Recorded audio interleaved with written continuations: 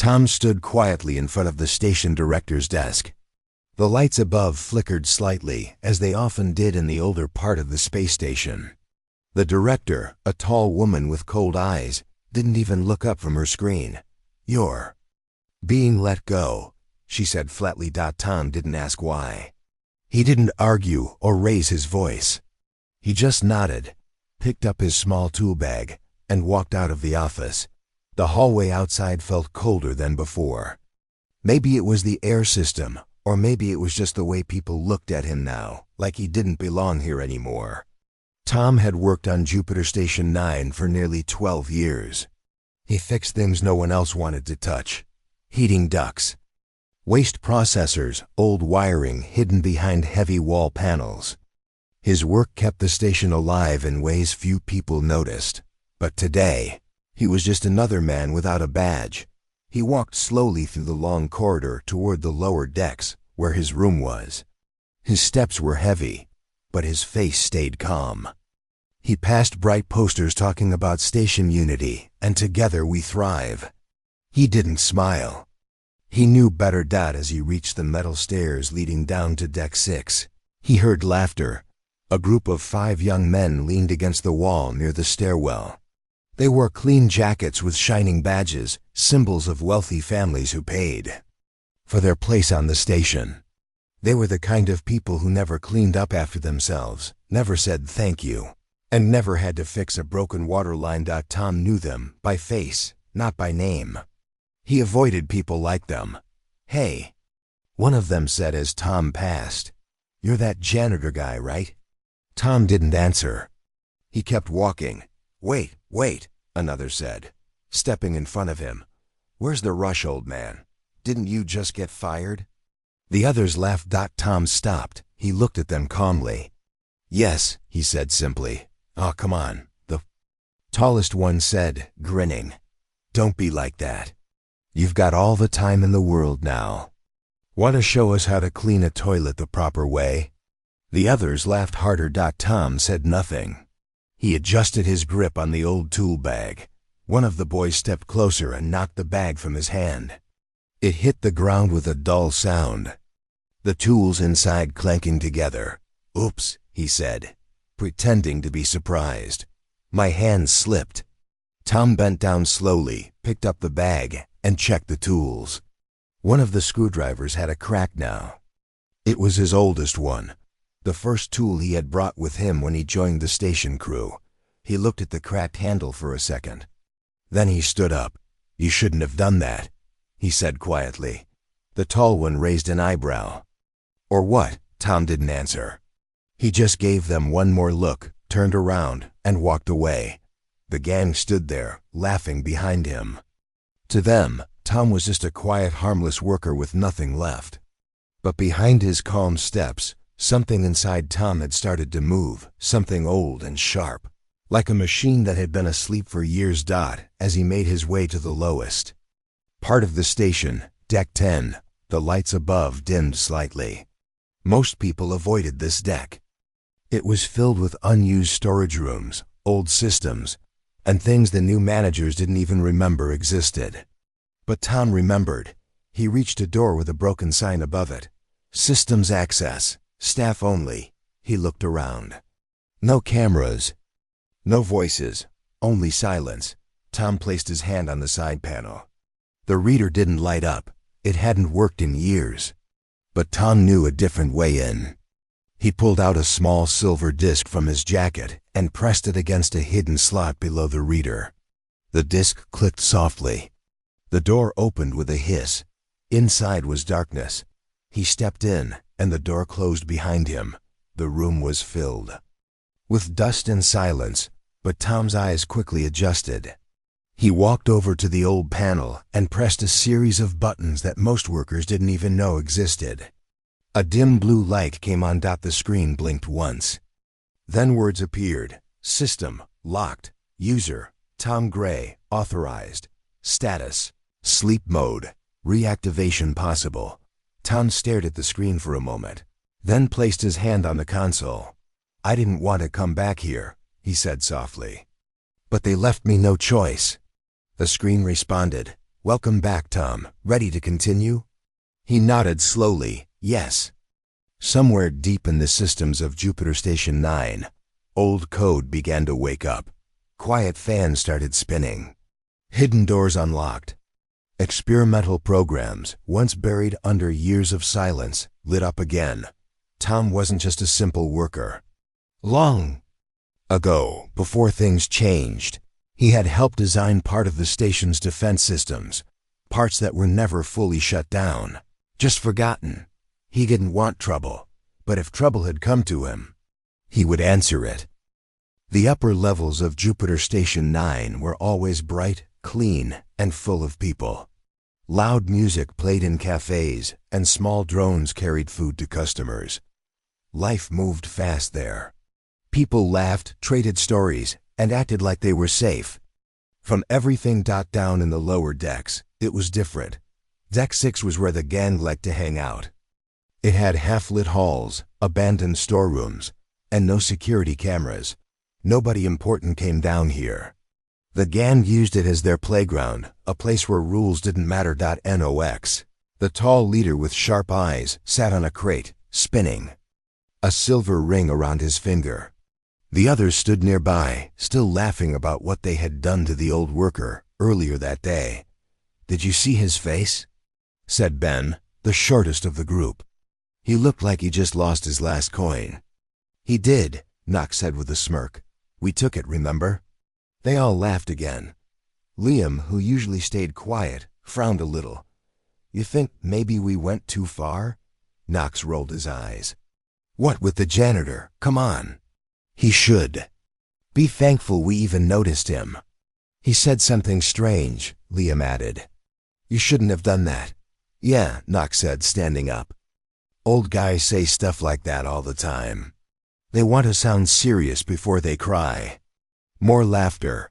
But somewhere, in a part of the station they didn't know, systems were waking up. Old programs, hidden files, and security layers built in secret were now active. Tom was no longer just a fired man.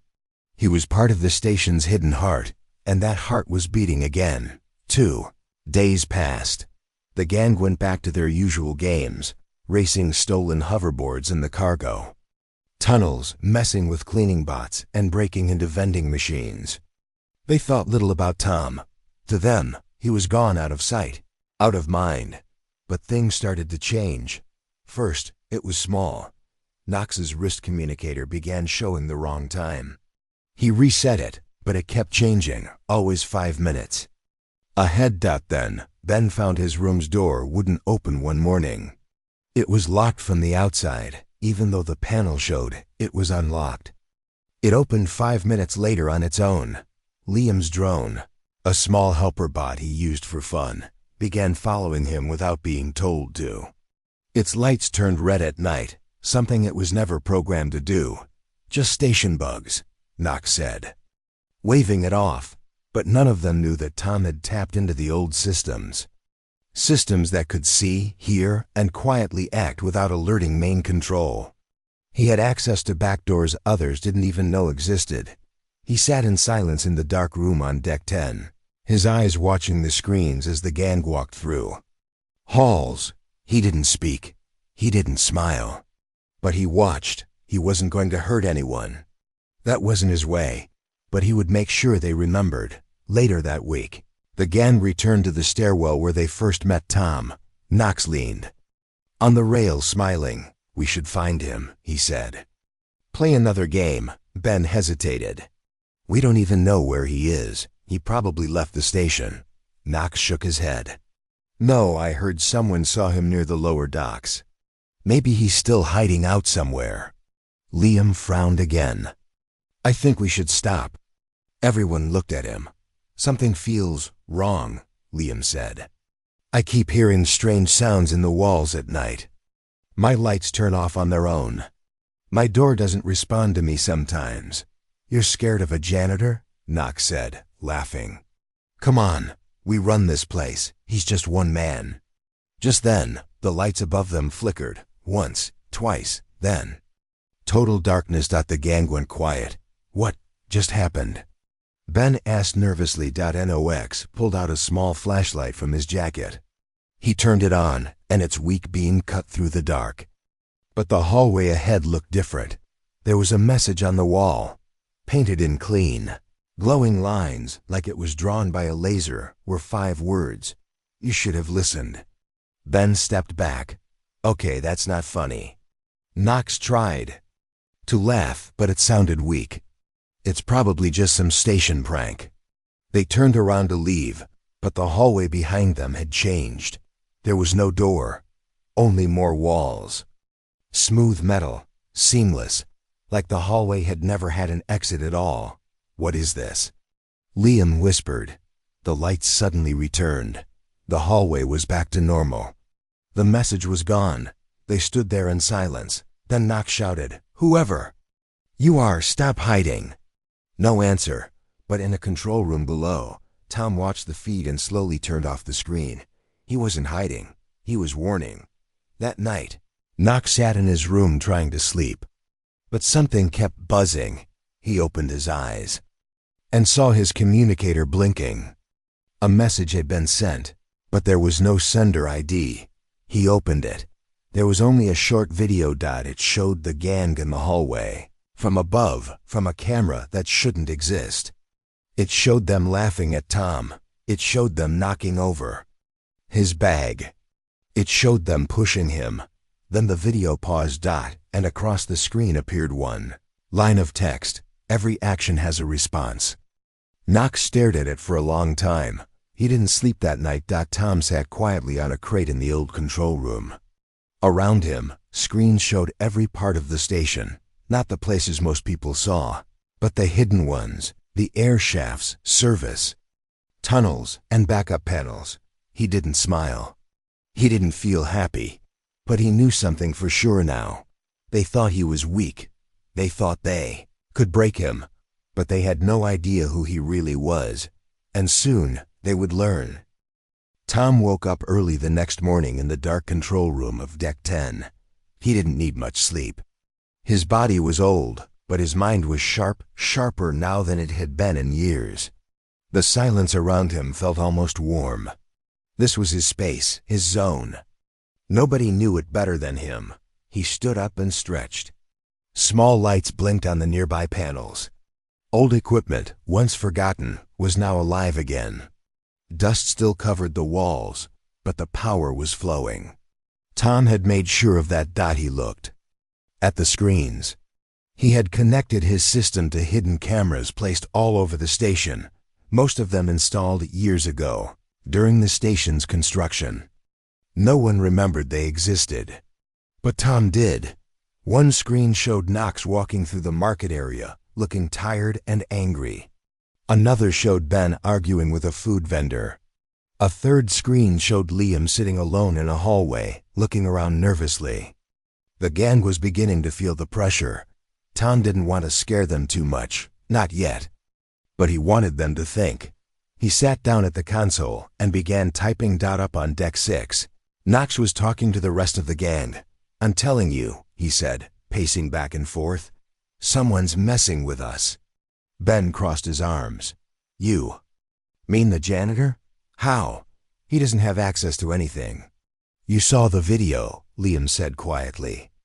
"That camera was real, and that message, it was for us."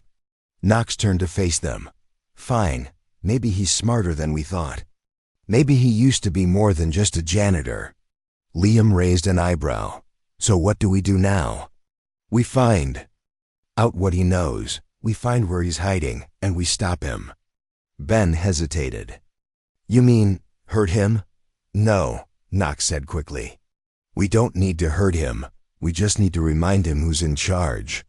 Meanwhile, Tom was already preparing. He had opened a special storage unit that hadn't been touched in 10 years. Inside was a small case labeled "Prototype Core Tools, Experimental Only." It was dusty, but untouched. He opened it carefully. Inside were old devices, tools that could link to the station's deeper systems, hidden wires, control frequencies, and emergency protocols that no one used anymore. These were the systems built during the war, when The station needed defenses, but the war had ended. These tools were locked away. Most people didn't even know they were still here. Tom picked up a small wristband with blinking blue lights. He attached it to his arm, and the screen lit up with his name. User, Tom Gray. Access, Level X Vertify. He smiled slightly. He had built the system. Not all of it, of course, but he had helped install the core. Before the station became a trade hub, it had been a military base. Tom wasn't just a maintenance worker. He was one of the builders. He tapped a few buttons, and deep in the walls, small machines began to move, silent, invisible, but very real. That night, the gang decided to search the lower decks. They brought flashlights, portable scanners, and a small toolkit. They were ready to break open any locked door they found. They didn't know Tom was already watching them. Deck 8. Knox whispered, pointing at the map on his screen. That's where the signals are strongest. How do you know? Ben asked. I've been tracking power surges, Knox said. And I got help from a friend in security. You what? Liam said. You brought someone else into this? Don't worry, Knox said. He doesn't know the full story. They moved quietly through the dark halls. Their flashlights lit up long-forgotten rooms filled with broken equipment, old crates, and dust-covered panels. Suddenly, their lights flickered, and then they went out. Total darkness. Turn them back on. Ben shouted, I'm trying. Liam yelled, tapping the flashlight, but nothing worked. Then a soft blue light filled the hallway. A screen appeared on the wall, smooth, glowing. A video started playing. It showed the gang, days earlier, laughing and pushing Tom. Every detail was there. Then a line appeared. The station remembers. The gang froze. This is not normal, Liam said. Keep moving, Knox said, trying to stay strong. But inside, even he was shaken. Tom watched from the control room. His hands moved calmly across the console. He opened another file, this one controlling the gravity in the hallway. He turned it down slightly, on the screen. The gang suddenly stumbled, their feet lifting just a little from the floor. What's going on? Ben shouted. Gravity's off. Liam cried. No, Knox whispered. Someone is controlling it. They looked around, nothing but empty walls. Then a voice echoed through the hallway. Calm, cold. You came looking for me. Now you've found me. Where are you? Knox yelled, but the voice didn't answer. Back in the control room, Tom turned off the sound and leaned back. He wasn't trying to hurt them. Not really. He just wanted them to feel what he had felt, powerless, ignored, and alone. He remembered all the years he worked on the station, all the repairs, all the nights he stayed up fixing things while others slept. Nobody thanked him. Nobody noticed until now. Now, they knew his name. And this was only the beginning. On Deck 6, the gang finally made it back to the upper levels, shaken and silent. They didn't talk about what happened. They didn't tell anyone. But their faces told the truth. Fear had entered their hearts. They weren't in control anymore. That night, Tom sat by the screen, drinking a warm cup of tea made from an old packet. The machines around him hummed quietly. The systems he had activated were still working, waiting for commands. He looked at the screen one more time. A new message appeared. System ready. Observing targets. Next step? Tom smiled faintly. Not yet. He whispered, let them wonder a little longer. Because he wasn't done. Not yet. The air on Jupiter Station 9 had changed. It wasn't something most people could explain. But those who lived there long enough could feel it. Something quiet moving behind the walls. Like the station itself was awake. Something watching. Listening. Knox sat alone in the common room on Deck 6. He stared at his untouched food tray. All around him, people laughed and talked, but his mind was somewhere else. His hand trembled slightly, but he kept hiding it under the table, across from him. Ben and Liam sat silently too. None of them had spoken much since that strange night in the lower decks.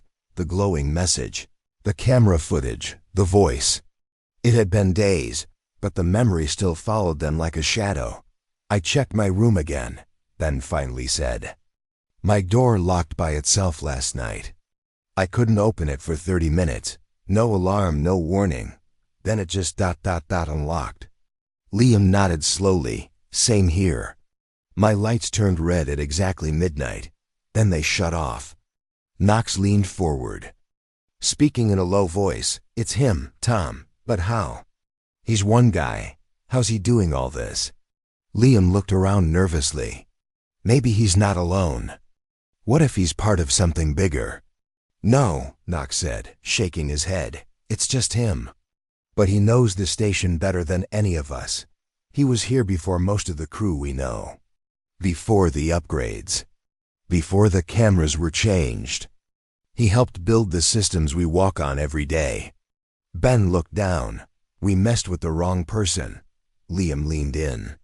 What do we do? Knox didn't answer right away. Then he said, we fight fire with fire. If he can watch us through the systems, we need someone who can stop him, a tech expert. Ben raised an eyebrow. You mean go to station security? No, Knox said quickly. That would bring questions. We'd be blamed. No one would help us. Then who? Knox lowered his voice even more.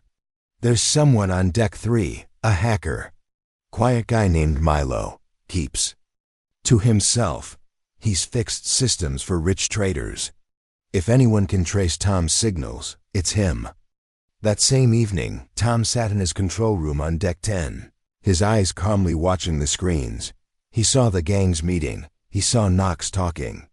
He even saw the moment they decided to contact Milo. Tom said nothing. Instead, he opened a new file. One he hadn't touched in years. It was labeled Failsafe Protocol 7. This file was designed for emergencies, when the station's main systems couldn't be trusted.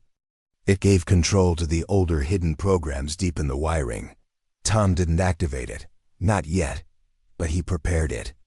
Just in case. He leaned back and closed his eyes for a moment. In the silence, he remembered a time when the station had no luxury restaurants or floating parks. Back then, it was a rough, half-built place. Tom and a small team worked long hours just to keep it running. People respected each other more in those days. Now, respect was gone, but Tom hadn't forgotten.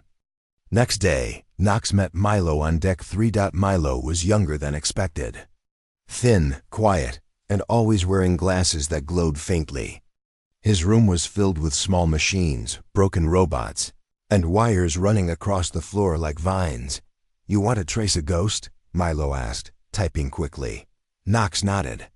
I want to know who's watching us. He's everywhere. Milo looked thoughtful. Someone has full access to old systems. That's not easy to do. Most people don't even know those systems exist. Can you stop him? Milo shrugged. I can try. But if he really built part of the station, this could take time. Whatever it takes, Knox said. Just find him. Back in deck 10, Tom smiled as he saw the results on his screen. A new program had tried to scan his system. The signature matched a deck 3 terminal. They brought in help. He whispered. Tom didn't panic. Instead, he stood up, walked across the room, and opened a hidden compartment in the wall. Inside was a small, old server, one he had built himself. It didn't connect to the station's main network. It ran on its own path, hidden deep inside the walls. If Milo tried to trace it, he would go in circles forever. Tom activated it. Suddenly, parts of the station began to shift, not in big ways, but small. Strange things started happening. Doors opened when people walked past. Ceiling lights dimmed when certain people entered a room. Elevators took longer than usual, or went to the wrong floor. And in the cafeteria, every screen flashed the same image for exactly 5 seconds. Control is not a gift. It is earned. Then everything returned to normal. The station managers called it a minor glitch. But people started whispering about it. Some joked the station was haunted. Others weren't so sure. The gang, however, didn't laugh. Milo worked day and night, growing more frustrated with each scan. "I can't find the source," he told Knox. "It moves through old networks. Most of them are unlisted. It's like chasing smoke in a tunnel." "What do you mean?" Knox asked. "I mean," Milo said, rubbing his eyes, "whoever this is, he doesn't want to be found. And he's better than me." Knox felt something he hadn't felt in years: fear.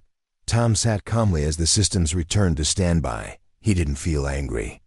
He didn't feel revenge. He felt peace. But he also knew the gang wasn't finished yet. They would try something bigger next. He could feel it. So he opened one more file. It was simply labeled Observation Mode 2. The screen blinked. Activated. Targets. Tracking enabled. From now on, wherever the gang went, the station would know. Up on Deck 6, Liam sat on his bed, staring at the wall. He heard a soft beep. His screen turned on by itself. One message appeared: "You still have a choice." He stared at it, his heart beating fast. Then the screen turned off. Silence returned, but the message stayed in his mind. Jupiter Station 9 looked peaceful from the outside. It floated near the gas giant like a small moon, lights blinking slowly across its wide rings. Cargo ships came and went. Traders talked about business. Families walked in the upper decks without worry. But inside, in the quiet corners of the station, something else was happening. Something only a few people noticed. Knox paced inside his room, anger and confusion written all over his face. He hadn't slept in 2 nights. His messages to Milo went unanswered. The station's lights still flickered. Sometimes doors closed on their own. Once, he even found his floor glowing with faint letters that vanished when he tried to read them. "Again, this is getting out of hand," he said to himself. He picked up his cum and called Ben. "Meet me near the I-Core room," Knox said. "We're ending this tonight." Ben sounded unsure. "But that room's restricted." "I don't care," Knox said. "If Tom's hiding there, we flush him out." Down on Deck 10, Tom was already watching. Through silent cameras hidden in wall corners and ventilation shafts, he saw every step they took. He heard every word. He even knew what they were planning before they did. He sat quietly in his chair, a soft blue glow from the screen lighting his face. He didn't feel hate toward them, but he also knew they had not learned yet. Sometimes people needed one final lesson. Tom tapped a few buttons. One message appeared on the screen: "They are going to the core room." He leaned forward and typed in a new command: "Access path C7. Open surveillance mode. On system voice. ACTIV." Then he stood up, picked up his old maintenance badge, and clipped it to his shirt. It didn't work in the normal system anymore, but in his private network, it still held meaning. Liam was already at the AI core hallway when Knox and Ben arrived. "You sure about this?" Liam asked. "Yeah," Knox said. "He's probably using this room to control everything. If we get in, we find out how." Ben looked nervous. "Won't the alarms go off?" Knox shook his head. "Milo gave me a code. It should stop that." They walked slowly to the main door.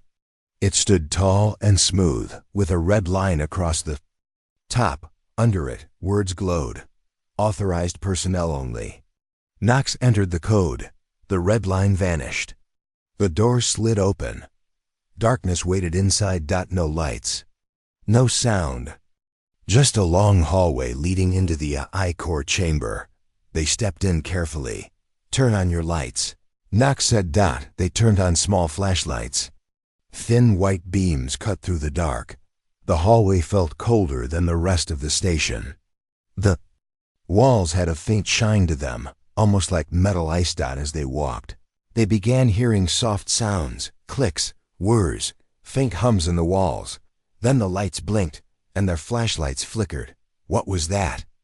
Ben whispered. "Keep walking," Knox said. Then they saw it. A screen at the far end of the hallway lit up. Words appeared in white, calm letters: You are not ready for what you seek. Liam stopped. He's here. He knows we're here. Ben turned around. Let's go back. No, Knox said. He's just trying to scare us. They reached the door to the core chamber. Knox placed a scanner near the lock. Nothing happened. Instead, a voice filled the hallway. Not loud. Not angry, just clear. I gave you warnings. You chose not to listen. Ben dropped his flashlight. It rolled across the floor and stopped at the wall. Then the hallway lights turned red. The door behind them closed slowly with a loud click. Liam ran to it and tried to open it. It's locked. Knox turned to the screen. Tom, we know it's you. Come out and face us. The voice replied. You came to my world. You stepped into systems you do not understand. You broke what you didn't build. The lights dimmed again, and the floor beneath them shifted slightly, just enough to feel like a wave had passed through it. What's happening? Ben shouted. The screen flickered. A new message appeared. Let me show you what control really means. Suddenly, the lights vanished. Total darkness. No sound. Nothing. Then a video began playing on a wall. It showed the station 10 years ago, when it was still under construction. Workers moved through halls without floors. Wires hung from ceilings. Fires sparked in corners. But in the middle of it all stood one man fixing a system alone. Tom, the voice returned. I didn't clean the station. I helped build it. The next clip showed Tom giving orders to a younger team. He pointed at schematics, explained systems, and crawled into tight corners to fix problems others couldn't. I wasn't just a worker. I was the system's memory. The last video showed the gang, laughing, pushing, mocking him. Then the screen went black. And silence returned. Back in his control room, Tom sat still. He had not hurt anyone, but he had shown them the truth. He tapped a final command. The core room lights turned back on. The door behind the gang unlocked. The screens returned to normal. Nox. Ben and Liam stood in silence. None of them spoke. They didn't know what to say. Liam turned first. He walked out quietly, then Ben followed. Only Knox stood there a moment longer. He looked up at the screen one last time. Then whispered, I'm sorry, and left. That night, a new message appeared on every private screen in the gang's rooms. Power doesn't make you strong. Kindness does. Tom Gray. They never saw him again after that. But from that day forward, the station felt different, cleaner, quieter, wiser, like it had remembered something important, or someone. The station moved on. Ships came and went. New traders arrived. Security patrolled the main decks. Life on Jupiter Station 9 seemed normal again, but deep inside, things had changed, not just in the systems, but in the hearts of 3 young men. Knox, Ben, and Liam had returned to their routines, but they were no longer the same. Something had been broken inside them, not by force, not by pain, but by truth. They had seen a side of the station they never knew existed, and they had seen a man they once laughed at stand taller than any of them. Liam sat in the quiet corner of the library deck, staring at an old digital screen. He wasn't reading. His mind was far away. He thought about the message that played in the AI core room. I didn't clean the station. I helped build it. He thought about how the lights obeyed Tom's will, how doors opened or locked without warning, how the station itself seemed to speak through him. He didn't fight us with fists, Liam whispered to himself. He fought us with memory. On Deck 3, Ben was fixing his drone. He used to play games with it, racing it through food courts, bothering service bots, but now he used it differently. He was learning how systems worked, how power flowed, how old tech could be rebuilt.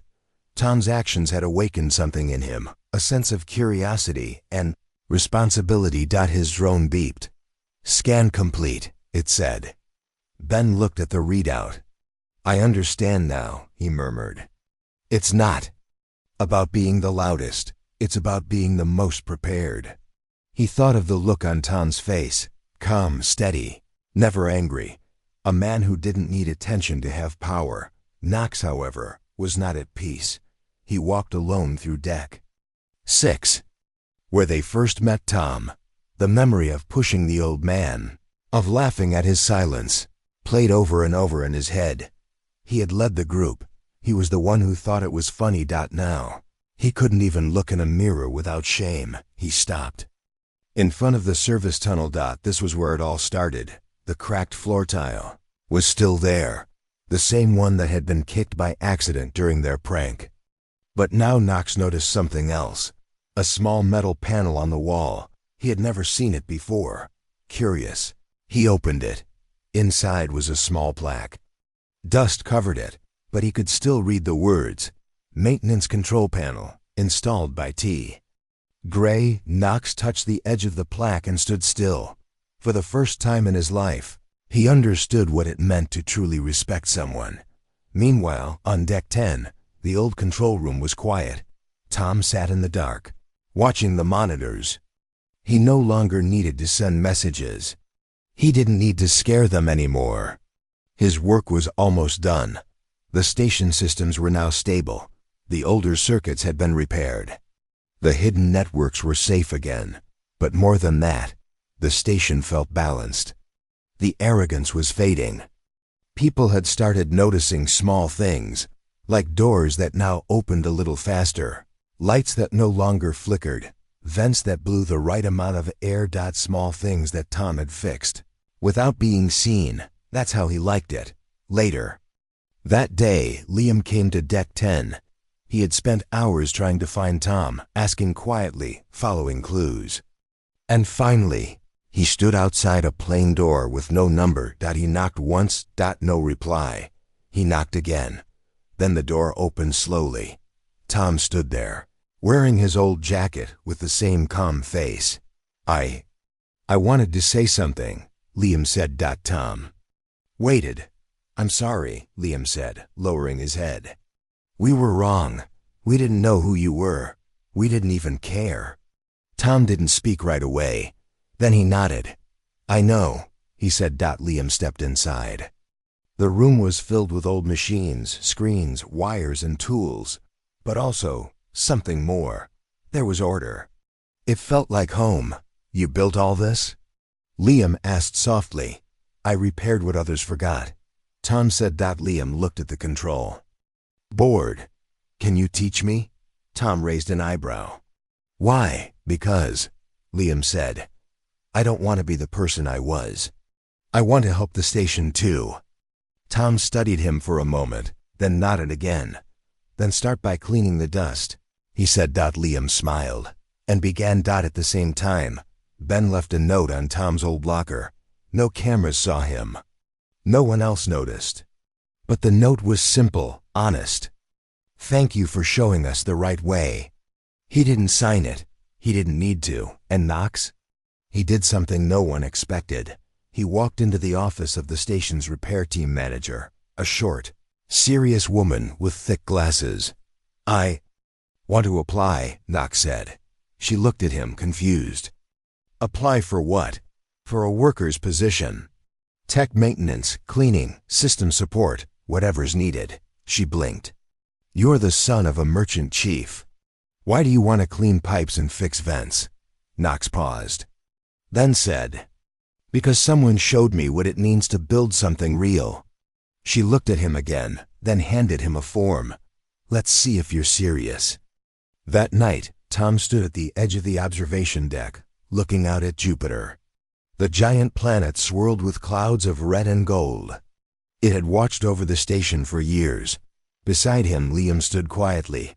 "I fixed the old airflow panel," Liam said proudly. "The readings are balanced now." Tom nodded. Double quotes good. "What did you learn?" "That even the smallest part matters," Liam replied. Tom smiled slightly. "Then you're learning." They stood together in silence, two people. One old, one young, joined by lessons that could not be taught in books, only lived. Jupiter Station 9 moved through space as always, steady and strong. But inside, something had changed forever. Tom Gray, the man who had been pushed aside, mocked, and forgotten, was no longer just a quiet figure in the shadows. He had become a lesson, a symbol. Months had passed since that night in the I-Core room. The gang, Knox, Ben, and Liam, had changed more than anyone could see. They were no longer troublemakers or careless youths. They had become helpers, learners, and protectors of the station. Nox stood in the maintenance workshop, wiping his hands on a cloth. His clothes were plain now, no more bright jackets or symbols of wealth. He worked alongside a team of repair workers, learning the ropes with a humility he had never known. "Not bad," said the repair supervisor, watching Knox tighten a bolt. "Thanks," Knox said quietly. "I'm just trying to do it right," he thought about Tom often. The old man's calm eyes, his quiet power, and the lessons he gave without force. Ben had joined the tech support crew. He learned about circuits, programming, and systems. His drone was no longer just a toy. It had become a tool to help find and fix problems around the station. One day, while fixing a control panel, Ben found an old sticker behind the screen. It said, "Property of T. Gray, do not remove." He smiled. "Thanks, Tom," he whispered. Liam spent most of his time with Tom, learning everything the old man could teach him. They worked together in the control room, fixing old machines, rebuilding broken circuits, and cleaning dust from forgotten corners. One evening, Liam looked up at Tom and asked, "Why did you stay? After they fired you?" Tom smiled softly. "Because this station was my home. These walls hold memories. Every wire, every bolt tells a story. And because someone has to remember." Liam nodded slowly. "I want to remember too." The station's leadership noticed the change too. The station director, who once had cold eyes, called Tom to her office. "I hear things have improved," she said. Tom looked at her calmly. "They have," he said. "Because people started to care again. Because respect returned." The director smiled slightly. "Maybe we should listen more to those who work quietly." One clear day, Tom stood on the observation deck, watching Jupiter's swirling clouds. Liam joined him, holding a small device. "I finished fixing the air filters," Liam said proudly. Tom nodded. "Good work. Small things keep the whole station alive." They stood silently, looking out into space. Suddenly, a group of children ran past, laughing and playing. They wore small helmets and suits, pretending to be explorers. One of them stopped and looked at Tom. "Are you the man who controls the station?" she asked. Tom smiled gently. "No," he said. "I'm just someone who helps keep it safe." The child nodded and ran after her friends. Tom watched them go, feeling a warm light inside. Later, the gang, Knox, Ben, and Liam, met Tom in the control room. They no longer saw him as the quiet man they once mocked. They saw a leader, a teacher, a friend. Nox spoke first. "Tom, thank you for everything. You showed us what it means to be strong without being loud." Ben nodded. "And how to respect others, even when no one is watching." Liam smiled. "And how to take care of something bigger than ourselves." Tom looked at them, proud. "You've all grown. That's the best legacy anyone can leave."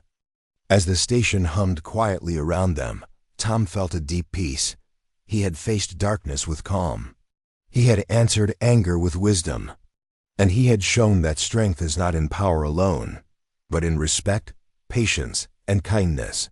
The station was alive not just because of machines, but because of the people who cared. Jupiter Station 9 would continue to float in space, watching over travelers and traders. And in its heart, a quiet strength would always remain, the strength of a man who never gave up, who never stopped caring, and who showed that sometimes the greatest power is simply being remembered.